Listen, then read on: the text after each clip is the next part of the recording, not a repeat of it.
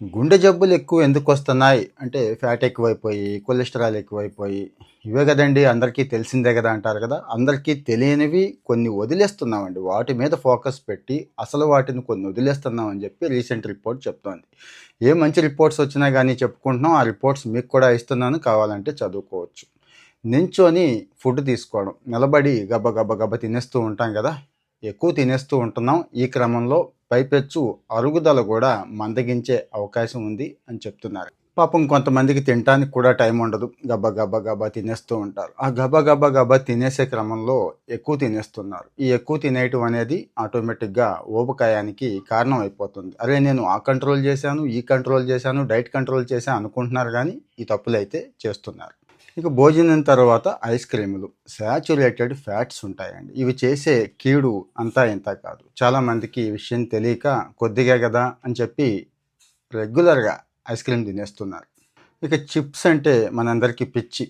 ఏ టైంలో ఏ ఫుడ్ తీసుకున్నా కానీ కూడా చిప్స్ ఉండాల్సిందే. ఇందులో ఉండేదేమో కంప్లీట్గా ట్రాన్స్ ఫ్యాట్స్ ఉంటాయి. మరి ట్రాన్స్ ఫ్యాట్స్ తక్కువ చిప్స్ తీసుకున్నా కానీ ఉపయోగం లేదండి, అంతే.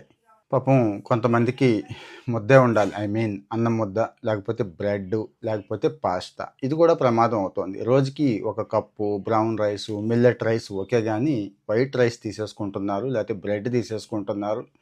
ఇది కూడా గుండె జబ్బులకి కారణం అవుతుంది. మాంసం అండి, రెగ్యులర్గా ఫ్రెష్ మాంసం పర్లేదు, కానీ తెలుసో తెలియకో కొంతమంది నిల్వ ఉన్న మాంసం అదో ప్యాషన్ అయిపోయింది. మనం కూడా ఆ బ్రాండ్ ఈ బ్రాండ్ అని చెప్పి ఆర్డర్ పెట్టి తెచ్చుకొని ఆ స్టోరేజ్ ఉన్నటువంటి మాంసం తింటున్నారు. అదో ప్రధాన కారణం. అన్నిటికంటే ప్రధానమైన కారణం డ్రింక్స్ అండి, సోడాలు. మామూలు సోడా ఒక రేంజ్ ప్రమాదం అయితే ఇక కూల్ డ్రింక్స్ ఇంకొక రేంజ్ ప్రమాదం. మనం ఏమనుకుంటున్నామంటే అరే ఫ్యాట్ తగ్గించాను కదా, అది తగ్గించాను, ఇది తగ్గించాను కదా, చాలా డైట్ చేస్తున్నాను కదా, అయినా కానీ ఏంటి పరిస్థితి, ఎందుకు గుండె జబ్బు వచ్చే అవకాశాలు కనపడుతున్నాయని కొంతమంది ఇవన్నీ బక్కగా చేస్తున్నాను, డయట్ చేస్తున్నాను, వాకింగ్ చేస్తున్నాను, వర్కౌట్ చేస్తున్నాను, నాకు రాదులే అనుకుంటున్నారు. వాళ్ళకు కూడా వచ్చేస్తుంది. కారణం ఏంటంటే ఇప్పుడు చెప్పాను చూడండి, 5-6 రకాల విషయాలు చెప్పాను. సో మీరు ఎంత కంట్రోల్ చేసినా, ఏమేమి మానేసినా, ఈ పొరపాట్లు, ఇప్పుడు చెప్పిన పొరపాట్లు చేస్తూ ఉన్నట్టయితే గుండె జబ్బుకి మనం వెల్కమ్ చెప్తున్నట్టే. సో మరొకసారి చెక్ చేసుకోండి. ఈ పొరపాట్లు అయితే ఎట్టి పరిస్థితుల్లో చేయొద్దు. ఇక రెగ్యులర్గా మీరు ఏదైతే కంట్రోల్ చేస్తున్నారో అవి చేస్తూ, వర్కౌట్ చేస్తూ, వీటి మీద కూడా కాస్త దృష్టి పెట్టండి, షేర్ చేయండి.